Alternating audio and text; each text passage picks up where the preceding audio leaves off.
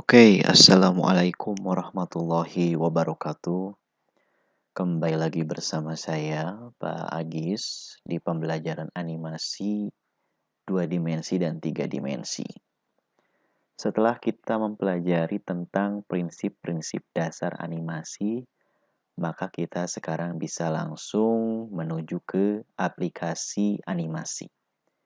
Adapun aplikasi-aplikasi animasi itu banyak sekali sebenarnya yang beredar, baik itu aplikasi di komputer, aplikasi di smartphone. Aplikasi-aplikasi itu yang paling banyak digunakan, contohnya ada PowerPoint itu termasuk ke dalam pembuatan animasi.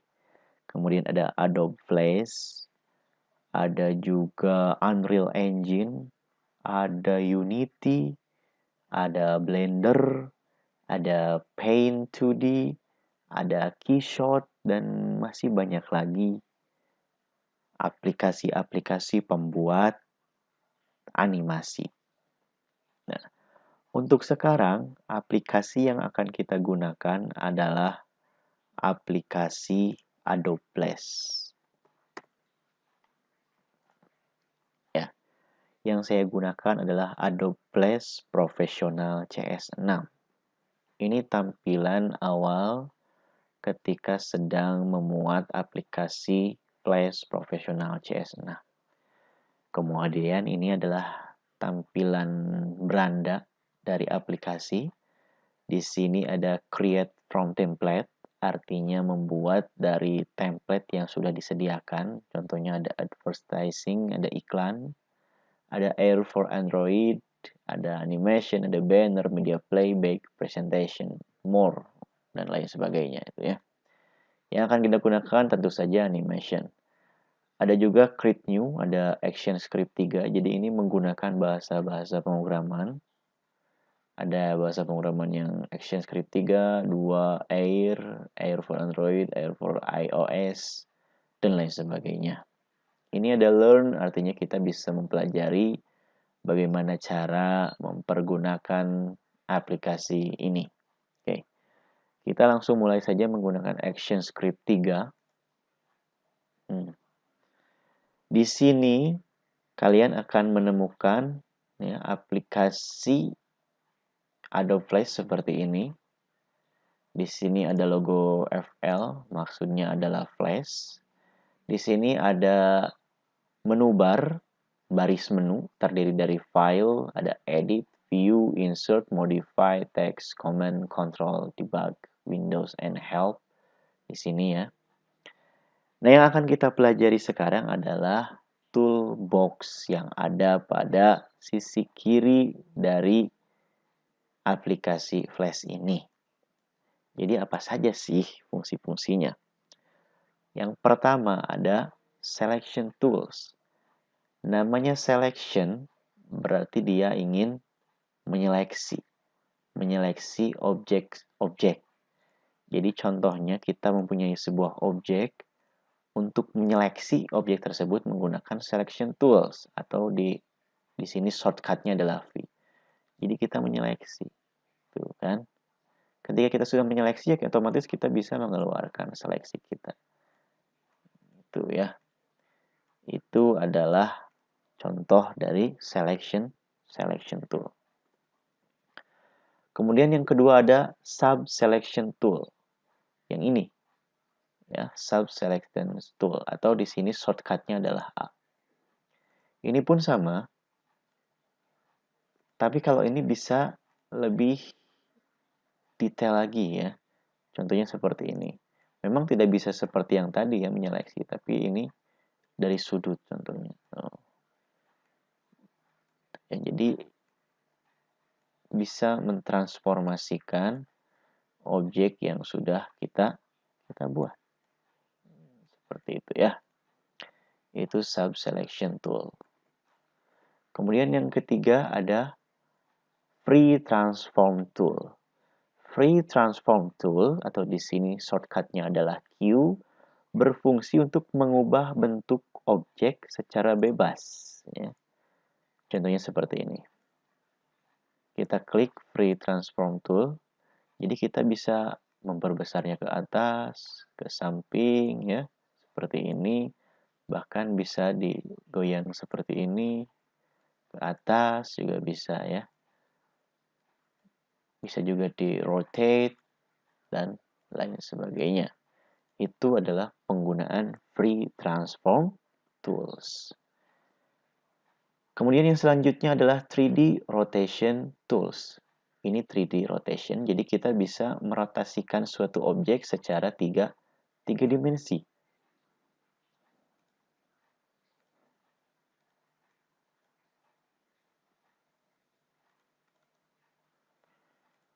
Ya, di sini kita ganti oleh movie clip. Nah, ini ya. Kita bisa merotasikannya. Seperti itu. Kemudian yang selanjutnya ada lasso tools, atau di sini shortcutnya adalah L.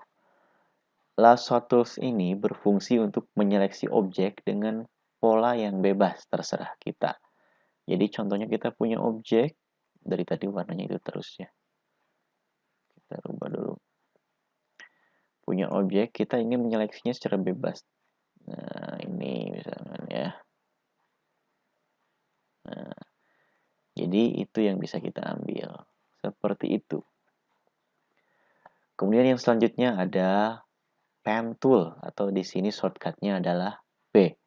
Berfungsi untuk menggambar objek-objek dengan bantuan titik dan garis. Nah, seperti ini ya. Jadi itu semua dilakukan dengan bantuan pen tool. Nah, itu contohnya. Kita ulangi lagi, karena tadi warnanya putih. Nah, seperti itu ya. Ini hanya sebagai contoh saja. Tuh. Itu adalah pen tool. Kemudian ada text tool. Ini text tool atau shortcutnya adalah T. Jadi di sini text tool ini berfungsi untuk mengetik teks tentu saja. Ini untuk mengetik teks ya. Tuh, seperti itu. Kemudian yang selanjutnya ada line tools atau shortcutnya N. Ini tentu untuk menggambar objek garis lurus. Jadi garis yang lurus. Itu adalah line tools. Kemudian yang selanjutnya ini adalah rectangle tool, atau di sini shortcutnya adalah R. Kalau rectangle itu artinya membuat kotak tentu saja ya. Jadi semuanya pasti berbentuk segi empat. Tapi di dalamnya itu masih ada lagi ya.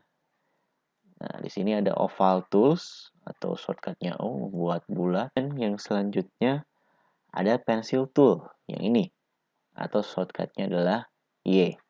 Kalau pencil tool itu fungsinya untuk menggambar dengan goresan-goresan pensil. Ini akan sesuai dengan apa yang kita gambar. Menggambar bebas ini ya.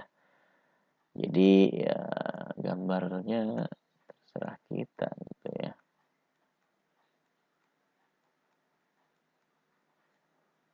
Seperti itu ya. Ini contoh gambar menggunakan pensil tools. Kemudian yang selanjutnya ada brush tool.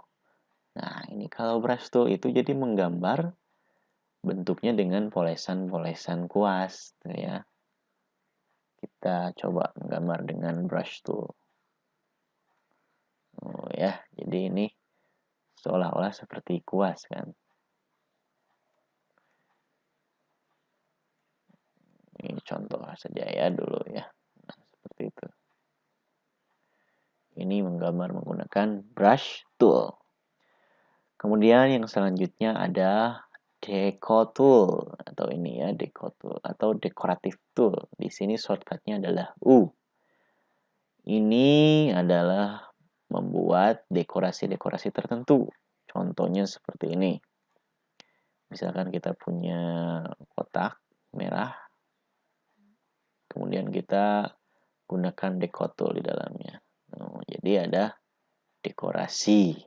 Bisa diganti di sebelah kanannya. Di sini ada yang lain-lain, tentu bisa kita aplikasikan langsung. Contohnya ini adalah gambar lightning atau petir, ya.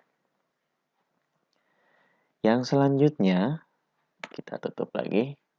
Di sini ada bond tool.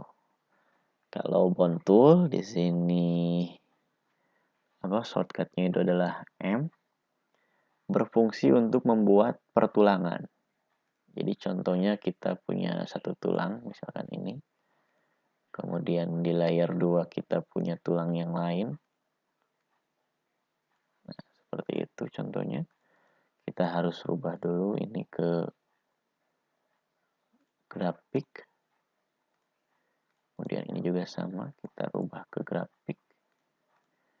Kemudian kita bisa langsung membuat tulang. Dengan tulang, pergerakan-pergerakannya pun akan seperti itu ya. Jadi menyatu, pergerakannya itu menjadi menyatu. Oke. Itu bond tool. Yang selanjutnya di sini ada paint bucket tool atau di sini shortcutnya adalah K. Ini tentu untuk mewarnai objek yang kita inginkan. Misalkan kita juga bisa membuat, misalkan sudah membuat menggunakan brush ya. Ini contoh. Nah, misalkan ini kita ingin mengganti warna menjadi hijau. Seperti itu. Yang ini kita ingin jadi warna hijau. Jadi menggunakan paint bucket tool. Seperti itu. Kemudian yang selanjutnya ada eyedropper tools. Kalau ini fungsinya untuk memberi warna ya pada objek dengan mengambil warna dari sebuah objek yang lain. Nah, jadi kita bisa mengambil warna dari objek yang sudah kita miliki. Jadi misalkan ada sebuah ini ya, objek. Ini awalnya warnanya kuning. Ingin sama warnanya dengan yang ini. Kalau kita menggunakan warna, kita bisa saja tadi lupa hijau yang mana ya tadi ya. Apakah hijau yang ini? Ternyata berbeda. Maka untuk mendapatkan warna yang sama kita menggunakan eyedrop tool. Setelah kita dapat warnanya, kita bisa langsung mengaplikasikannya ke objek yang lain. Kemudian yang selanjutnya ada eraser tool. Eraser tool di sini shortcutnya E, tentu saja berfungsi untuk menghapus objek yang sudah kita miliki. Hapus ya, sesuai dengan objek yang ingin kita hapus. Itu eraser tool. Kemudian yang selanjutnya di sini ada hand tool. Hand tool itu berfungsi untuk menggerakkan lembar kerja yang ini. Ya. Lembar kerja. Seperti itu. Jadi kalau misalkan lembar kerjanya sudah besar, kita ingin menggerakkannya, kita gunakan saja hand tool gitu ya. Hand tool. Kemudian yang selanjutnya di sini ada lagi zoom tool. Jadi kalau kita ingin memperbesar objek yang sudah kita buat, misalkan ini kita ingin zoom, tinggal diklik saja di tempat yang kita inginkan zoomnya.